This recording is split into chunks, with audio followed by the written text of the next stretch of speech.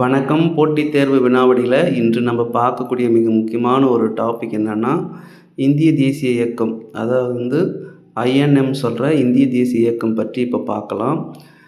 இந்திய தேசிய இயக்கமானது பார்த்திங்கன்னா 1885ஆம் ஆண்டு ஹேவோ ஹியூம் என்பவரால் தொடங்கப்பட்ட ஒரு முக்கியமான அமைப்பாகும். இதனுடைய ஆரம்ப கட்டம் அப்படின்னு பார்க்கும்போது இதனுடைய முதல் கூட்டம் 1885ஆம் ஆண்டு மும்பையில் நடக்குது. 2வது கூட்டம் 1886 கல்கத்தாவில் நடந்தது. 3வது கூட்டம் 1887 சென்னையில் 1000 விளக்கு என்ற இடத்துல நடந்தது அப்படின்னு சொல்லிட்டு குறிப்பிட்றாங்க. அதை தொடர்ந்து பார்க்கும்போது இந்த இயக்கத்தோட தலைவர்கள் அப்படின்னு பார்க்கும்போது மிதவாத போக்கூடியவர்கள் மற்றும் தீவிரவாத போக்கூடியவர்கள்னு சொல்லிட்டு 2 பிரிவுகளாக பிரிஞ்சாங்க. அவற்றில் பார்த்தீங்கன்னாக்கா மிதவாத தலைவராக கோபாலகிருஷ்ண கோகலேவும் தீவிரவாத தலைவராக பாலகங்காதர திலகர் அவர்களும் காணப்பட்டாங்க. கோபாலகிருஷ்ண கோகலே பார்த்திங்கனாக்கா குறிப்பாக காந்தியடிகளுடைய அரசியல் குரு அப்படின்றத குறிப்பிடுறாங்க. அதை தொடர்ந்து பார்க்கும்போது பாலகங்காதர திலகருடைய முழக்கம் சுதந்திரம் எனது பிறப்புரிமை, அதை அடைந்தே தீருவேன், சுதந்திரம் எனது பிறப்புரிமை, அதை அடைந்தே தீருவேன் என்று சொன்னார். அது மட்டும் இல்லாமல் பாலகங்காதர திலகரை பொறுத்தவரையில் அவர் மும்பையில் சுயாட்சி இயக்கத்தை தொடங்கினார். மும்பையில் தன்னாட்சி இயக்கத்தை தொடங்கினவர் பாலகங்காதர திலகர் அப்படின்னு சொல்லிட்டு குறிப்பிட்றாங்க. சரிங்களா? இவர் தீவிரவாதத்தின் முக்கியமான ஒரு நபராக இருந்தார் அப்படின்றதையும் நம்ம இங்கே பார்க்குறோம். அதுக்கு அடுத்தபடியாக பார்க்கும்போது 1905ஆம் ஆண்டானது வங்கப் பிரிவினை ஏற்படுகிறது. வங்காளமானது அப்பொழுதைய வங்காளமானது மேற்கு வங்காளம் என்றும் கிழக்கு வங்காளம் என்றும் பிரிக்கப்பட்டது. அப்பொழுது அது எப்போ நடைமுறைக்கு வந்துச்சுன்னா 1905 அக்டோபர் 24 முதல் நடைமுறைக்கு வந்தது. அதில் ஒரு வாசகத்தை அப்பொழுதைய இந்தியாவின் கவர்னர் ஜெனரல் யாருனாக்கா கர்சன் பிரபு ஆவார். இந்தியாவின் கவர்னர் ஜெனரல் கர்சன் பிரபு ஆவார். அதை தொடர்ந்து அப்போது அவர் கிழக்கு வங்காள முஸ்லீம்களுக்கு முகலாயர் ஆட்சியில் அனுபவிக்க முடியாத சில சலுகைகளை நீங்கள் கிழக்கு வங்காளத்தில் அனுபவிக்க அப்படின்னு சொன்னவர் யாருனாக்கா கர்சன் பிரபு ஆவார். அது மட்டும் இல்லாமல் 1905ஆம் ஆண்டு வங்கப் பிரிவினை ஏற்பட்டது. 1906ஆம் ஆண்டு தமிழ்நாட்டில் சுதேசி கப்பல் நிறுவனத்தை வஉசி தொடங்கினார். சரிங்களா? சுதேசிய கப்பல் நிறுவனத்தை வஉசி தொடங்கினார். அதே காலகட்டங்களில் 1906ஆம் ஆண்டு பார்க்கும்போது முஸ்லீம் லீக் கட்சியும் தொடங்கப்பட்டது அப்படின்றத நம்ம இங்கே பார்க்குறோம். சரிங்களா? அதற்கு அடுத்தபடியாக 1907ஆம் ஆண்டு பார்த்திங்கனாக்கா சூரத் பிளவு. சூரத்தில் நடைபெற்ற மாநாட்டில் மிதவாத தீவிரவாத போக்கூடியவர்கள் பிரிஞ்சாங்க அப்படின்றத நம்ம இங்கே பார்க்குறோம். அதைத் தொடர்ந்து 1909ஆம் ஆண்டு மிண்டோ மார்லி சீர்திருத்த சட்டம் கொண்டு வரப்பட்டது. மிண்டோ மார்லி சீர்திருத்த சட்டமானது கொண்டு வரப்பட்டது. இவற்றில் முஸ்லீம்களுக்கு தனி தொகுதி வழங்க வேண்டும் என்பதையும் குறிப்பிடப்பட்டிருந்தது. முஸ்லீம்களுக்கு தனித்தொகுதி வழங்க வேண்டும் என்பதை குறிப்பிடப்பட்டது. அதைத் தொடர்ந்து 1911ஆம் ஆண்டு வங்கப் பிரிவினை நீக்கம் அப்படின்னு சொன்னாங்க. அது நீக்கம் மட்டுமாகவே இருந்ததே ஒழிய முழுமையாக அது நீக்கப்பட்டதா அப்படின்னு பார்த்தீங்கன்னாக்கா இல்லை அப்படின்றத நம்ம பார்க்குறோம். சரிங்களா? அதற்கு அடுத்தபடியாக 1914 பார்க்கும்போது முதல் உலகப் போர் வெடித்தது அப்படின்றத உலக அளவில் பார்க்குறோம். அதைத் தொடர்ந்து 1916ஆம் ஆண்டு பார்த்திங்கனாக்கா லக்னோ ஒப்பந்தம் ஏற்பட்டது. இந்த ஒப்பந்தத்தின் மூலமாக 1907ஆம் ஆண்டு சூரத்தில் ஏற்பட்ட பிளவானது மிதவாத தீவிரவாதிகளிடையே ஒற்றுமை ஏற்படுத்தப்பட்டிருக்கு அப்படின்றத குறிப்பிட்றாங்க. இந்த மாநாட்டில் தான் முதல்ல ஜவஹர்லால் நேருவும் காந்தியடிகளும் நேராக சந்திச்சுக்கிறாங்க. சரிங்களா? அதே 1916ஆம் ஆண்டு தன்னாட்சி இயக்கமானது சென்னையில் அடையார் என்ற பகுதியில் அன்னி பெசன்ட் அம்மையார் தொடங்குறாங்க. சரிங்களா? அன்னி பெசன்ட் அம்மையார் அயர்லாந்து நாட்டை சார்ந்தவங்க. இவங்க பார்த்திங்கனாக்கா இந்திய மக்களுக்கு சுய ஆட்சி வேண்டும் அப்படின்னு சொல்லிட்டு தன்னாட்சி இயக்கத்தை சென்னையில் தொடங்கினாங்க. இவங்க நியூ இந்தியா மற்றும் காமன்வெல்த் என்ற 2 பத்திரிகைகளை அவங்க வெளியிட்டிருக்காங்க. அது மட்டும் அல்லாமல் ஒரு வாசகத்தை இவங்க கொடுத்துருக்குறாங்க. அதிநவீன வசதிகளுடன் கூடிய ரயிலில் அடிமைகளாக பயணம் செய்வதை விட சுதந்திரமான மாட்டு வண்டியில் பயணம் செய்வது சிறந்ததுன்னு சொல்லியிருக்கிறாங்க. மறுபடியும் சொல்கிறேன், அதிநவீன வசதிகளுடன் கூடிய ரயிலில் அடிமைகளாக பயணம் செய்வதை விட சுதந்திரமான மாட்டு வண்டியில் பயணம் செய்வது சிறந்தது அப்படின்னு சொல்லிட்டு யார் சொன்னாங்கன்னா அன்னி பெசன்ட் அம்மையார் வந்து சொல்லியிருக்கிறாங்க. சரிங்களா? அதை தொடர்ந்து பார்க்கும்போது 1917ஆம் ஆண்டு வந்து சாம்பிரான் சத்தியாகிரகம் நடக்குது. இதுக்கு வந்து யார் தலைமையில் காந்தியடிகள் வந்து தலைமை ஏற்கிறார் அப்படின்னு சொல்லிட்டு குறிப்பிடுறாங்க. சரிங்களா? அதைத் தொடர்ந்து 1918ஆம் ஆண்டு கேதா சத்தியாகிரகம். கேதா என்பது குஜராத்தில் காணப்படுகின்ற ஒரு பகுதி. இந்த கேதா சத்தியாகிரக இயக்கத்துக்கும் பார்த்தீங்கன்னாக்கா காந்தியடிகள் தலைமை ஏற்கிறார் அப்படின்றத நம்ம இங்கே பார்க்குறோம். அது மட்டும் இல்லாமல் 1918ஆம் ஆண்டு முதலுலகப் போர் வந்து முடிவுக்கு வருது அப்படின்றதையும் நம்ம இங்கே பார்க்குறோம். சரிங்களா? 1919ஆம் ஆண்டு ரவுலட் சட்டமானது அறிமுகப்படுத்தப்படுகிறது. ரவுலட் சட்டத்தை இந்தியர்கள் என்னன்னு சொன்னாங்கன்னா கருப்பு சட்டம் அப்படின்னு சொல்லிட்டு குறிப்பிட்டிருக்கிறாங்க. ரவுலட் சட்டத்தை இந்தியர்கள் வந்து கருப்பு சட்டம் என்று குறிப்பிட்டிருக்காங்க. 2 பேருக்கு மேல் ஒன்று சேர்ந்தால் அவர்கள் விசாரணையின்றி கைது செய்வார்கள் என்பதே வந்து இதனுடைய முக்கியமான அம்சம் என்பதை நம்ம இங்கு பார்க்குறோம். சரிங்களா?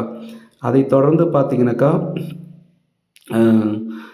ரவுலட் சட்டத்தை தொடர்ந்து தான் பார்த்தீங்கன்னாக்கா ஜாலியன் வாலாபாக் படுகொலை நடக்குது. இது அமிர்தசரஸில், குறிப்பாக வந்து பஞ்சாப் மாநிலத்தில் அமிர்தசரஸில் காணப்படுகின்ற ஒரு பூங்கா தான் ஜாலியன் வாலாபாக். இந்த புரட்சி தொடங்குவதற்கு முன் பார்த்தீங்கன்னாக்கா ஆங்கிலேயர்கள் வந்து சத்யபால் மற்றும் சாயிபுதீன் கிச்சுலு 2 பேரையும் வந்து கைது செய்கிறாங்க. அதை தொடர்ந்து பார்க்கும்போது இந்த ஜாலியன் வாலாபாக் பூங்காவில் மக்கள் வந்து ரவுலட் சட்டத்தை எதிர்த்து வந்து ஒன்று கூடுறாங்க. எந்த ஒரு முன் அறிவிப்புமின்றி ரெஜினால்ட் டயர் என்பவர் பார்த்தீங்கன்னாக்கா எந்த ஒரு முன்னறிவிப்புமின்றி அவருடைய தலைமையிலான இந்த படையானது, ஆங்கில படையானது பல பேரை வந்து கொன்று குவிக்கிறாங்க. இந்த நிகழ்வு வந்து மிக கொடுமையாக வந்து பேசப்படுகிறது அப்படின்றத நம்ம இங்கு பார்க்குறோம். அதை தொடர்ந்து பார்க்கும்போது 1920ஆம் ஆண்டு பார்த்திங்கனாக்கா ஒத்துழையாமை இயக்கத்தை தொடங்குறாங்க. சரிங்களா? ஒத்துழையாமை இயக்கம் காந்தியோட தலைமையில் தொடங்கப்பட்டது. அதே காலகட்டங்களில் பார்க்கும்போது கிலாபத் இயக்கமும் தொடங்கப்படுகிறது. சரிங்களா? கிலாபத் இயக்கம் எதற்காக தொடங்கப்படுகிறது என்றால் 1918ஆம் ஆண்டு, அதாவது முதலுலகப் போரின் முடியும் போது உலக இஸ்லாமிய தலைவரான கலீஃபா பதவி வந்து ஒழிக்கப்பட்டது. அதை எதிர்த்து தான் வந்து இங்கு இந்தியாவில் கிலாபத் இயக்கம் வந்து தொடங்கப்பட்டது. அதை வந்து காங்கிரஸ் வந்து ஆதரித்தது. சரிங்களா? அதை தொடர்ந்து பார்க்கும்போது ஒத்துழையாமை இயக்கம் 1920 முதல் 1922 வரை பார்த்திங்கனாக்கா ஒத்துழையாமை இயக்கம் வந்து நடந்தது. இந்த இயக்கமானது பார்த்திங்கன்னா மிகப்பெரிய அளவில் பெரிய மாற்றத்தை கொடுத்தது அப்படின்னாங்க. இதனுடைய முடிவில் ஏற்பட்ட ஒரு நிகழ்வு என்னான்னு பார்த்தீங்கன்னாக்கா சௌரி சௌரா சம்பவம். சௌரி சௌரா எங்கே இருக்குது அப்படின்னு பார்த்தீங்கன்னாக்கா உத்தரப்பிரதேச மாநிலத்தில் இருக்குது. அங்கே நடந்த நிகழ்வு என்னன்னாக்கா 22 காவலர்களை காவல் நிலையத்தில் வைத்து காவல் நிலையத்தையே வந்து தீக்கரையாகிட்டாங்க இந்தியர்கள். இதில் 22 காவலர்களும் வந்து இறந்து போனாங்க. இந்த நிகழ்வை கண்ட காந்தியடிகள் ஒத்துழையாமை இயக்கத்தை ரத்து செய்வது என குறிப்பிட்டார். அதைத் தொடர்ந்து ஒத்துழையாமை இயக்கம் முடிந்த பிறகு பல காங்கிரஸ் தலைவர்கள் கைது செய்யப்பட்டனர். அதனால் பார்த்தீங்கன்னா 1923ஆம் ஆண்டு சுயராஜ்ய கட்சி சிஆர் தாஸ் மற்றும் மோதிலால் நேரு, சரிங்களா, 2 பேரும் சேர்ந்து சுயராஜ்ய கட்சி என்ற ஒரு கட்சியை வந்து உருவாக்குறாங்க. இந்த கட்சியும் நாட்டின் பல்வேறு மாகாணங்களில் வெற்றி பெறுது. அது மட்டும் இல்லாமல் 1923லேருந்து 1925 வரை தான் இந்த கட்சியோட செயல்பாடுகள் இருந்தது அப்படின்றத நம்ம இங்கு பார்க்குறோம். சிஆர் தாஸ் மறைந்தவுடன் இந்த கட்சியும் வந்து மறைந்துடுச்சு அப்படின்னு சொல்லிட்டு இங்கே குறிப்பிட்றாங்க. மேலும் இன்னொரு செய்தி என்னன்னாக்கா 1919ஆம் ஆண்டு மாண்டகு செம்ஸ்போர்டு சீர்திருத்த சட்டம் வந்து கொண்டு வராங்க. இது வந்து பார்த்திங்கனாக்கா மாகாணத்தில் இரட்டை ஆட்சி வந்து அறிமுகப்படுத்தப்படுகிறது. இந்த சட்டத்தில் வந்து மாகாணத்தில் வந்து இரட்டை ஆட்சி அறிமுகப்படுத்தப்பட்டது அப்படின்னு சொல்லிட்டு குறிப்பிட்றாங்க. இந்த சட்டத்தில் கொண்டு வரப்பட்ட அனைத்து செயல்பாடுகளும் எப்படி நடைபெறுகிறது என்பதை வந்து ஆய்வு செய்வதற்காக சைமன் குழு ஒன்று அமைக்கிறாங்க. சைமன் தலைமையில் குழு ஒன்று அமைச்சாங்க. அந்த குழு எப்போ அமைச்சாங்கன்னா 1927ஆம் ஆண்டு அமைச்சாங்க. அந்த குழுவில் ஒரு இந்தியர்கள் கூட இடம்பெறவில்லை. சரிங்களா? ஒரு இந்தியர் கூட இடம்பெறவில்லை. அந்த குழு இந்தியாவிற்கு வரும்போது இந்தியா முழுவதும் பார்த்திங்கனாக்கா மிக அதிகமாக எதிர்ப்பு தெரிவிக்கப்பட்டது. குறிப்பாக கருப்பு கொடி காட்டி வந்து எதிர்ப்பு தெரிவிச்சிருக்கிறாங்க. 1928ஆம் ஆண்டு அந்த குழு தமிழ்நாட்டுக்கு வருது. அந்த குழுவின் அப்போ வந்து தமிழ்நாட்டிலையும் பார்த்தீங்கன்னாக்கா கருப்பு கொடியை காட்டி வந்து எதிர்ப்பு தெரிவிக்கப்பட்டது. மேலும் இக்குழுவை எதிர்த்து வந்து மிகப்பெரிய அளவில் பஞ்சாபில் ஒரு போராட்டம் நடக்குது. அந்த போராட்டத்தில் தடியடிப்பட்டு லாலா லஜபதி ராய், பஞ்சாப் சிங்கம் என்று அழைக்கப்படுகின்ற லாலா லஜபதி ராய் வந்து இறந்து போகிறாரு. சரிங்களா? 1929ஆம் ஆண்டு பார்த்திங்கன்னா லாகூரில் காங்கிரஸ் மாநாடு நடத்தப்படுகிறது.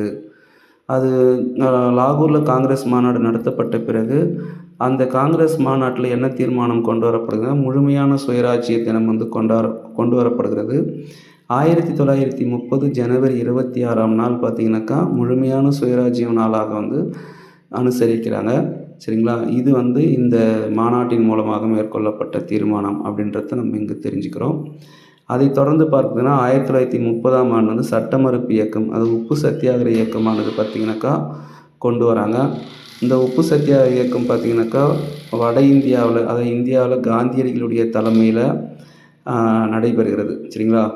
மார்ச் 12 1930 மார்ச் 12ஆம் நாள் சபர்மதி ஆசிரமத்திலிருந்து 1930 ஏப்ரல் 5ஆம் நாள் வந்து தண்டி வந்து பயணத்தை முடித்தார்.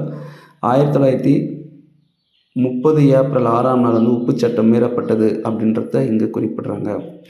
அதே போல் பார்த்தீங்கன்னாக்கா அதே காலகட்டங்களில் தமிழ்நாட்டில் உப்பு சத்தியாகிரக இயக்கத்தை நடத்தினவர் யாருன்னா ராஜாஜி, ராஜகோபால் ஆச்சாரி என்று அழைக்கப்படுகின்ற ராஜாஜி பார்த்தீங்கன்னாக்கா அதே காலகட்டங்களில் தமிழ்நாட்டில் திருச்சியிலிருந்து வேதாரண்யம் வரை உப்பு சத்தியாகிரக இயக்கத்தை வந்து நடத்துகிறாங்க. சரிங்களா? இதில் இன்னொரு விஷயம் என்னென்னு பார்த்தீங்கன்னாக்கா எல்லை காந்தி அப்படின்ற ஒருத்தர் வர்றார். அவரோட பேர் வந்து கான் அப்துல் கபார் கான். அவர் இதே காலகட்டங்களில் வடமேற்கு மாகாணங்களில் பார்த்திங்கன்னா தன்னுடைய எதிர்ப்பை வந்து தெரிவிக்கிறார். அவர் வந்து எல்லை காந்தி என்று அழைக்கப்படுறார். அவரோட பேர் என்னென்னா கான் அப்துல் கபார் கான். அதை தொடர்ந்து பார்த்திங்கனாக்கா வட்டமேசை மாநாடுகள் பார்த்திங்கனாக்கா நடக்குது. இந்த வட்டமேசை மாநாடுகள் முதல் வட்டமேசை மாநாடு 1930ஆம் ஆண்டும், இரண்டாவது வட்டமேசை மாநாடு 1931, மூன்றாவது வட்டமேசை மாநாடுகள் 1932இல் நடக்கிறது. இதில் ஃபஸ்ட்டு மாநாட்டில் காங்கிரஸ் சார்பாக காங்கிரஸ் கலந்து கொள்ளவில்லை. ஃபஸ்ட்டு மாநாட்டு, அதாவது முதல் மாநாட்டில் காங்கிரஸ் கலந்துக்காத ஒரு சூழ்நிலை ஏற்படுகிறது. இரண்டாவது மாநாட்டில் காங்கிரஸ் கலந்து கொள்ள வேண்டும் என்று காந்தி இர்வின் ஒப்பந்தம் வந்து மேற்கொள்ளப்படுகிறது. காந்தி இர்வின் ஒப்பந்தத்தின் மூலமாக இரண்டாவது மாநாட்டில் காங்கிரஸ் வந்து பங்கேற்கிறது. அதைத் தொடர்ந்து 1932ஆம் ஆண்டு மூன்றாவது காங்கிரஸ் மாநாடு நடைபெறுகிறது. அதே காலகட்டங்களில் 1932ஆம் ஆண்டு வகுப்புவாத பிரதிநிதித்துவத்தை வந்து ராம்சே மெக்டொனால்ட் அறிவிக்கிறார். இந்த நிலைகள் வரும் பட்சத்தில் பார்க்கணுன்னா, இந்த நிலையை எதிர்த்து வந்து காந்தியடிகள் பார்த்திங்கனாக்கா உண்ணாவிரதத்தை மேற்கொண்டார். அந்த உண்ணாவிரதத்தை மேற்கொள்ளும் பட்சத்தில் 1932ஆம் ஆண்டு டாக்டர் B.R. அம்பேத்கரும் மற்றும் காந்தியடிகளும் சேர்ந்து பூனா ஒப்பந்தத்தை ஏற்படுத்தி கொண்டனர். சரிங்களா? 1933ஆம் ஆண்டு பார்த்திங்கனாக்கா குறிப்பாக வந்து 1933 ஜனவரி 8ஆம் நாள் வந்து கோவில் நுழைவு நாளாக வந்து ஒரு நிகழ்வு வந்து கொண்டாடப்படுகிறது. அதைத் தொடர்ந்து வந்து 1935ஆம் ஆண்டு இந்திய அரசு சட்டம் கொண்டு வரப்பட்டது. இந்த இந்திய அரசு சட்டமானது பார்த்திங்கனாக்கா மாகாணங்களில் வந்து சுயாட்சியை வந்து அறிமுகப்படுத்தியது. மாகாணங்களில் சுயாட்சியை அறிமுகப்படுத்திய சட்டம் இந்திய அரசு சட்டம் 1935 அப்படின்றத நம்ம இங்கு பார்க்குறோம். சரிங்களா?